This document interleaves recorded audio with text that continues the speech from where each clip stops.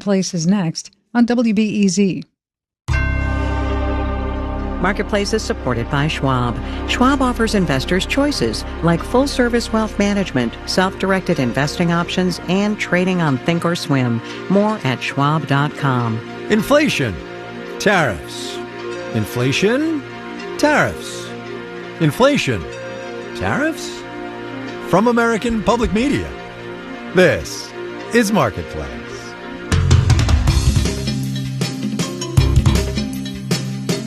Marketplace is supported by Yubico, makers of the YubiKey, protecting the applications and accounts that people and businesses rely on every day. YubiKey helps stop phishing attempts and hackers. YubiKey, still undefeated, the original passkey. More at yubico.com. And by the United States Postal Service, offering postage stamps for purchase at checkout at over 40,000 participating supermarkets and drugstores, and at wholesale clubs Costco, Walmart, Sam's Club, and BJ's.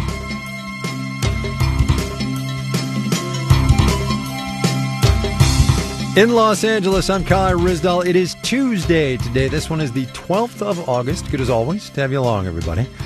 As you might have gathered somehow, import taxes and rising prices are going to be the through lines of the program today, with a detour or two into the labor market and the construction business. The July Consumer Price Index came out this morning. 2.7% on an annual basis was the headline number. That was steady from a month ago.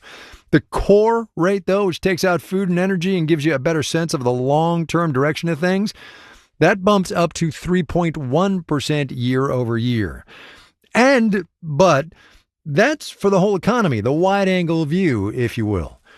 You zoom in on your local slice of this economy, and the picture might look a little bit different. In San Diego, inflation's running at 4% since this time last year. Dallas, though, less than 1%.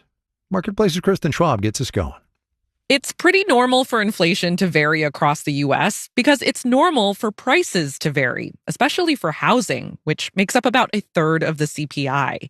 And, of course, housing trickles down into many other parts of the index. Jed Kolko at the Peterson Institute for International Economics says if rent goes up, people have to get paid more to live in some of these more expensive cities. And so services that require a lot of labor also tend to be more expensive. But there might be some other forces behind the differences in price changes, like, tariffs. Matt Collier is an economist at Moody's Analytics.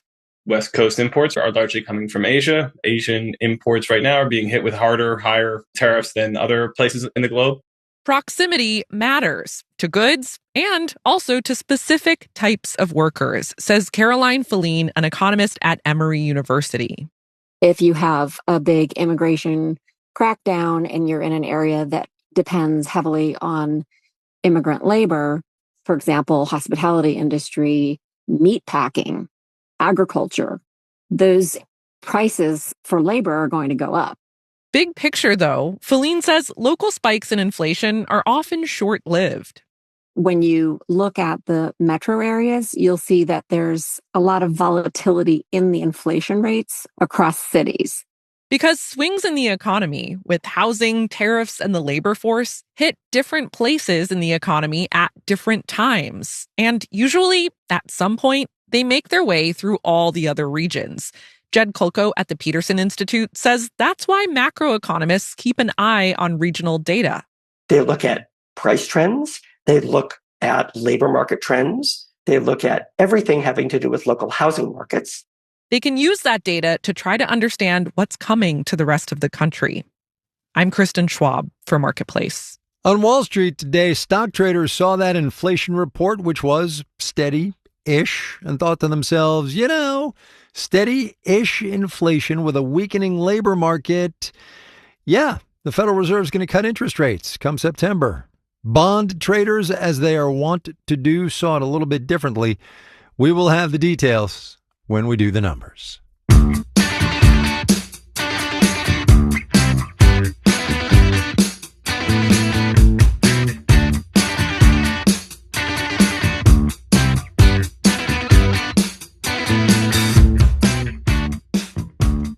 "90 days, almost 13 weeks, a bit more than 2,100 hours, just shy of 130,000 minutes. Or perhaps the relative blink of an eye. That's how long American companies that import from China have to figure out their next move, given President Trump's latest pause on astronomically high tariffs on those imports. That's until mid-November. Marketplace's Samantha Fields has that one. 90 days is nothing when you're ordering goods from overseas. It's probably not going to be even produced in 90 days, let alone shipped, let alone come through the port, which is where the tariff is assessed.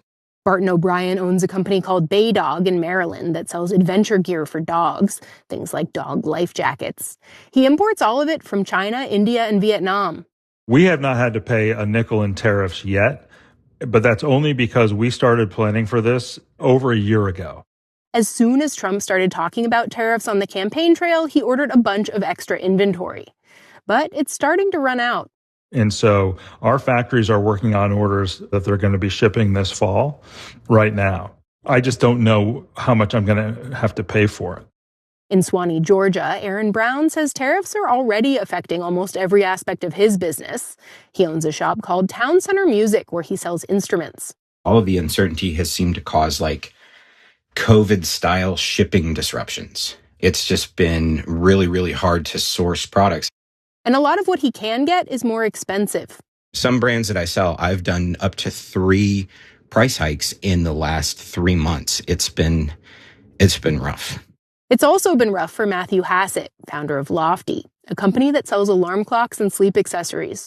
If we knew what the tariffs were going to be globally, we could make rational decisions. Like whether to shift production from China, where tariffs are 30%, to Thailand, where they're 19%, but labor costs are higher. If Hassett knew tariffs were going to stay the same, he would keep production in China. But are they? Right now, I have no idea, and no one has any idea. So he's decided to stop ordering new inventory to sell in the U.S. It just is too dangerous to do business here as a small company. I am working to ramp up our sales in Canada, in the EU, in the UK, in Japan. Countries where he knows what his costs will be. I'm Samantha Fields for Marketplace.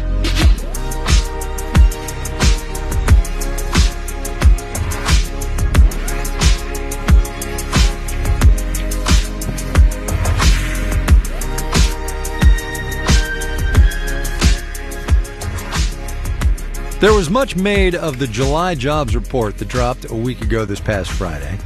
The disappointing current month numbers, the big revisions from May and June, and lest one forget, President Trump firing the head of the Bureau of Labor Statistics because he didn't like the data. Lost in all of that, though, was something important. We got an update on the number of people in this economy who've been out of work for 27 weeks or more. And as Marketplace's Kimberly Adams reports, the trend line on that is going the wrong way. The Bureau of Labor Statistics reported that in July, more than 1.8 million people had been dealing with unemployment for at least 6 months, almost 180,000 more people than in June. And that now represents about 24% of the total unemployed populations. And it's the most long-term joblessness we've seen since the end of 2021 and some of that tail end of COVID-19 recovery. Alex Hawkes is Chief of Policy and Advocacy at Groundwork Collaborative, a progressive economic policy think tank. He says businesses are responding to the economic policies of the Trump administration. They are holding off on big investments while they try and wait out this tumultuous period in the economy. And while they are waiting that out, they are not likely to be hiring more workers. That hesitation means a lot of grief for workers looking for jobs, like Michelle Thomas of East Haven, Connecticut, who was laid off as a general manager at a dental implant office almost a year ago. I think I have applied for almost 250 jobs. I have gotten 5 interviews in that time frame. For most of the last year, trying to find a job has been her job. 4 to 5 hours, sometimes 6 hours a day on different job sites, job boards, Indeed, ZipRecruiter, Career Builder. Thomas is about to start a new program with a Connecticut nonprofit called The Workplace, which provides training and job placement for people struggling to find work or change careers. Joe Carbone, its president and CEO, says he's seeing a lot more people like Michelle Thomas these days. And when he sees long-term unemployment creeping up, I get a little bit queasy because that tells me that there's a real bias out there. Not because they did anything wrong, but because they seem to be a more riskier bet that employers are rejecting people that need help. Carbone says tariffs and federal policy are definitely part of the trend, but he blames a lot of businesses' hesitation to hire on the fact that our economy is in the midst of a big transition. Any employer worth their salt is focusing on AI, and it's acting as a barrier for a lot of folks to either advance or even to get their foot in the door with the economy. Being unemployed for a long time can have long-term consequences, says Jenny Brand, who teaches sociology at UCLA and studies the effect of extended unemployment on workers.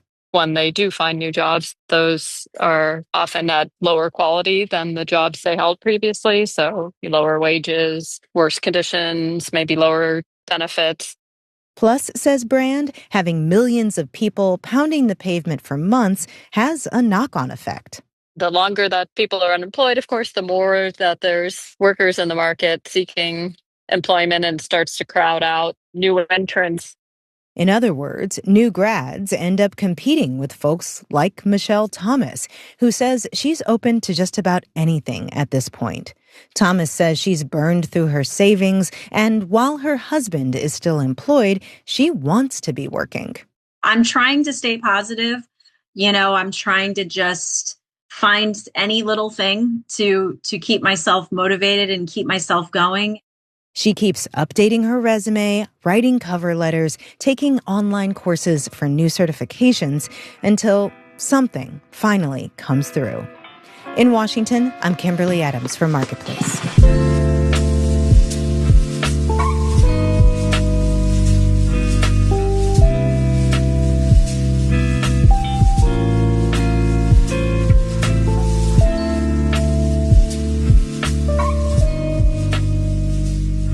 Coming up. How did I wind up in this job? I was born into it, okay? It is the family business, after all. First, though, let's do the numbers. Dow Industrial is up 483 points today, 1.1%, finished at 44,458, did the blue chips. The NASDAQ added 296 points, 1.4%, 21,681. S&P 500 up 72 points, 1.1%, 64 and 45. One of the eye-popping numbers in this morning's CPI, airline fares up 4% month on month. So guess what else was up today? Shares in United Airlines ascended 10.25%. American Airlines Group climbed 12.1%. Bonds, on the other hand, went down. Yield on the 10-year T-note thus rose 4.28%. You're listening to Marketplace. The Numbers is supported by Odoo.com, your entire business on one platform. Marketplace is supported by Progressive. Progressive Commercial Auto Insurance protects the cars, trucks, and vans that work to keep small businesses moving forward, including protection while running errands and other tasks. More at ProgressiveCommercial.com. And by Commvault, helping companies discover the minimum data, apps, and functionality they need to remain viable and stay in business after an attack, so they can become a continuous business.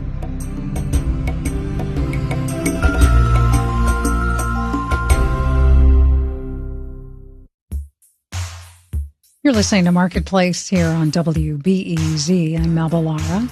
Coming up at 5 o'clock, it's All Things Considered, an update on the fastest interstellar comet ever recorded and what we can learn from that interstellar object that's entered our solar system.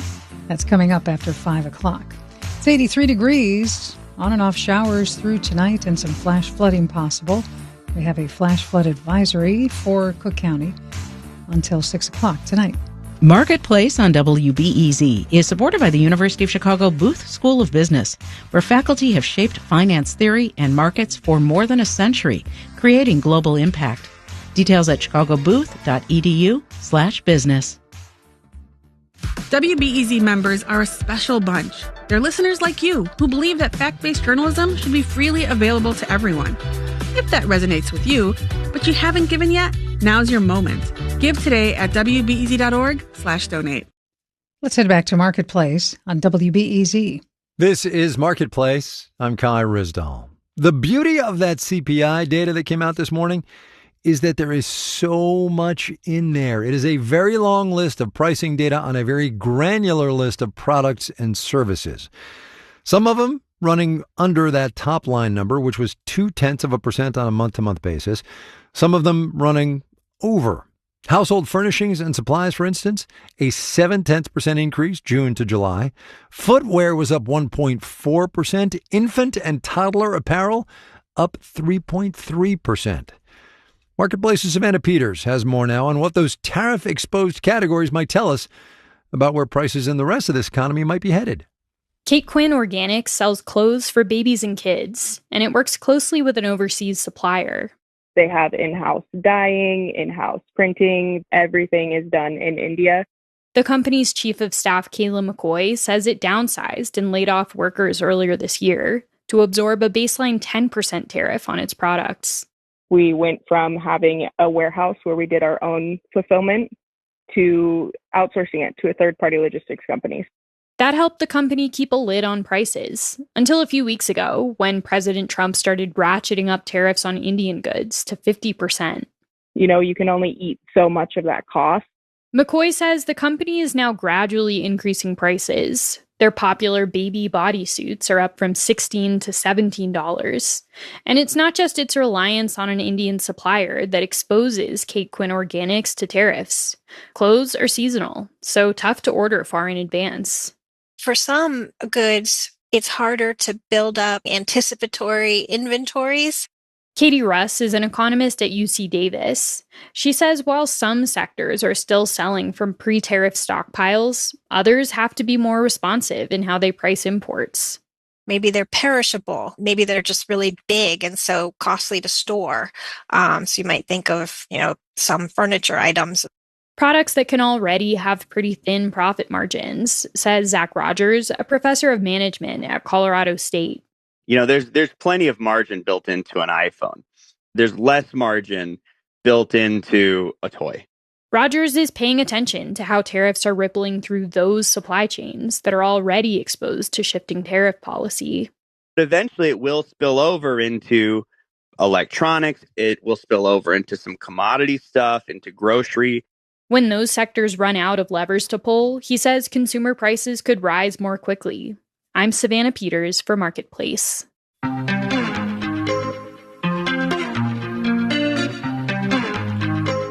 Food prices did not go up in July. That's overall. Food away from home was pricier. Food at home was cheaper. Some alcoholic beverages are included in both of those categories, and they are in today's installment of our series, My Economy. My name is Aaron Polsky. I'm the founder of Livewire Cocktails, and I'm in Los Angeles. I was a bartender for my entire career, and I wanted to find a way for bartenders to expand their reach beyond the four walls of their bar. We partner up with bartenders. We produce their signature drinks in cans or in bottles and put them out into the world. We've been in business since March 3rd of 2020, which started 2 weeks before the pandemic. Would not recommend.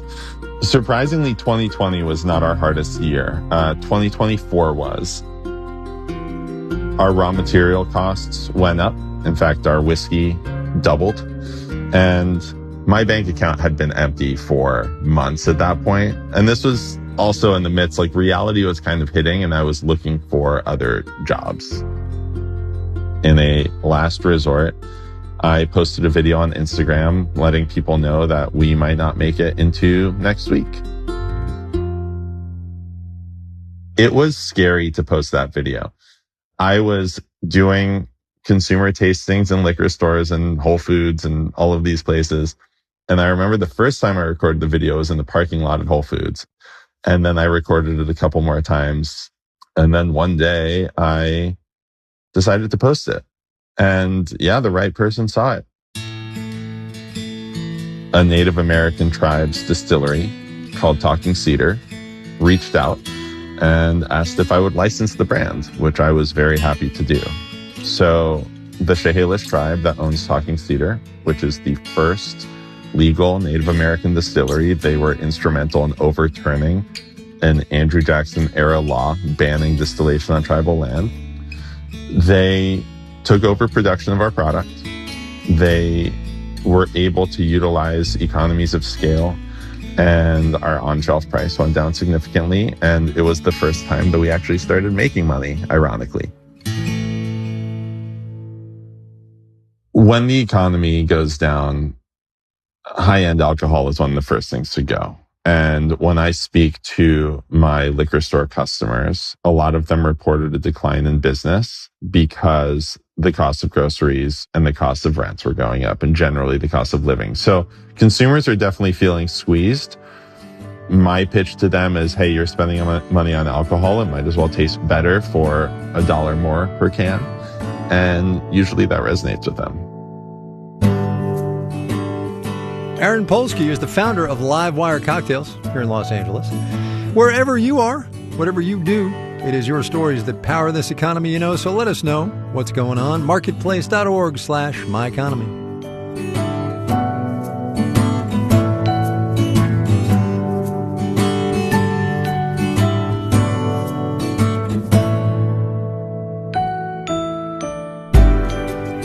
A data point to set up this next story and then some real-life examples.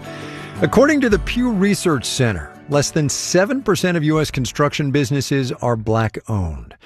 But if you've ever been to Lincoln Financial Field in Philadelphia, or if your travels take you to the new Terminal 1 at JFK Airport in New York when it opens next year, you'll have been to a project in which the oldest Black-owned construction company in this country had a hand.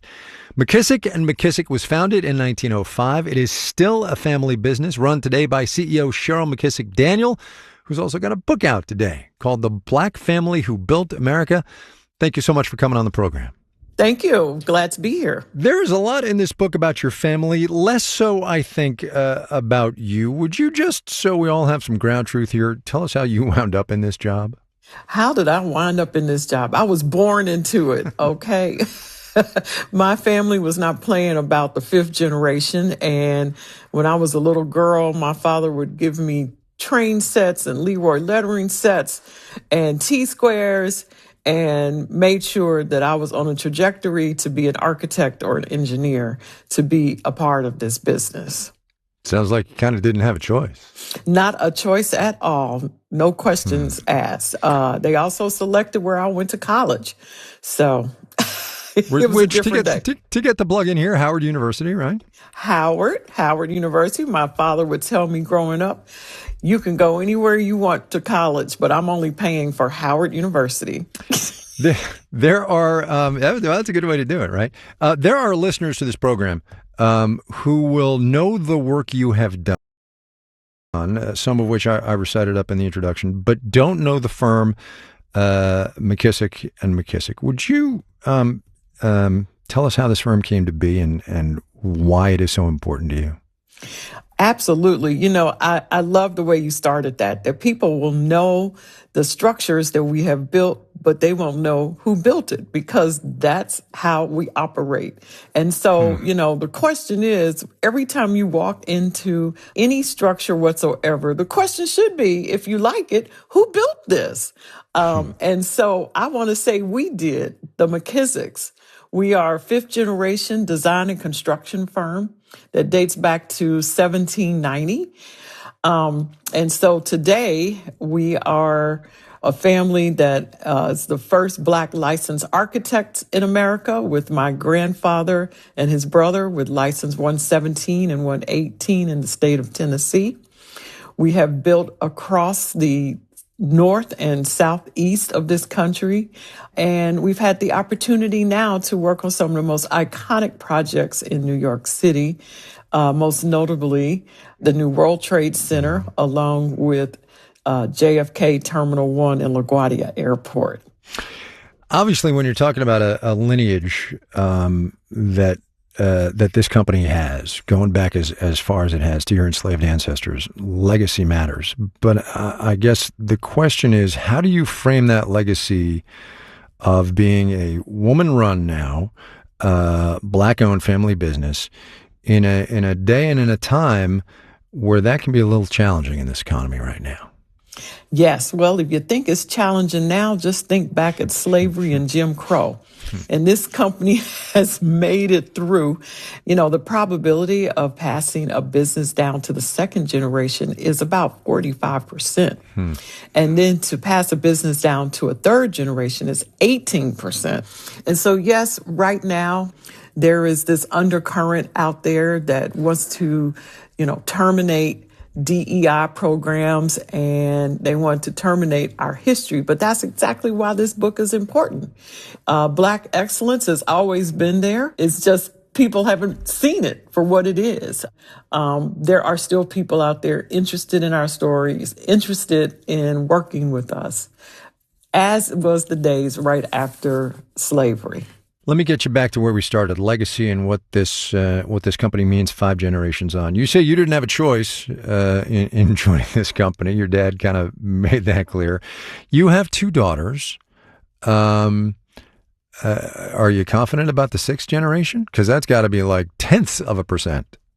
Well, I am getting ready to institute what my father instituted to make sure they don't have a choice. I think they're catching on. I think this book has been very helpful for them to be able to see that they can chart their own destiny by owning their own company, stepping into a business that would, for them, be 6th generation is quite unusual and would give them notoriety they wouldn't have. And young people, all they want is to be a celebrity. So I try to use that angle a lot with them. And so I think that there's a strong possibility there. Let me put it like that. It's not set in stone. Fair enough. But it's a strong possibility. Fair enough. Cheryl McKissick Daniel is the CEO of McKissick & McKissick, but more to the point for our purposes today, she's got a book out. It's called The Black Family Who Built America, The McKissicks, 2 Centuries of Daring Pioneers. Ma'am, thanks for your time. I really appreciate it. This is great. Thank you.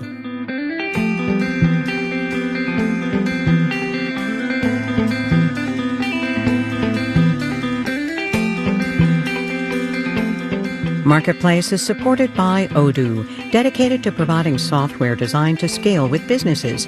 Odoo's programs for manufacturing, accounting, and more aim to provide building blocks for creating a custom software suite. Odoo, what businesses need.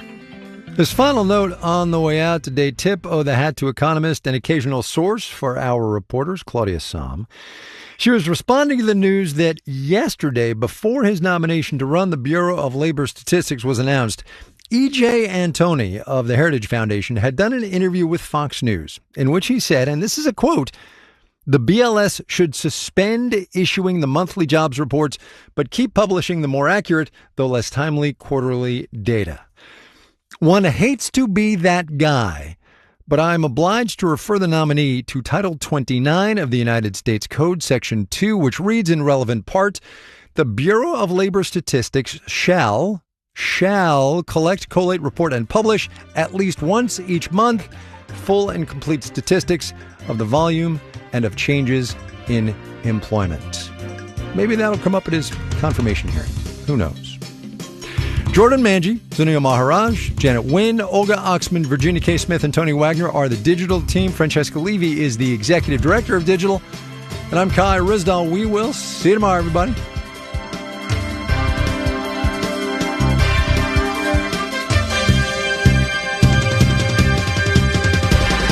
This is APM.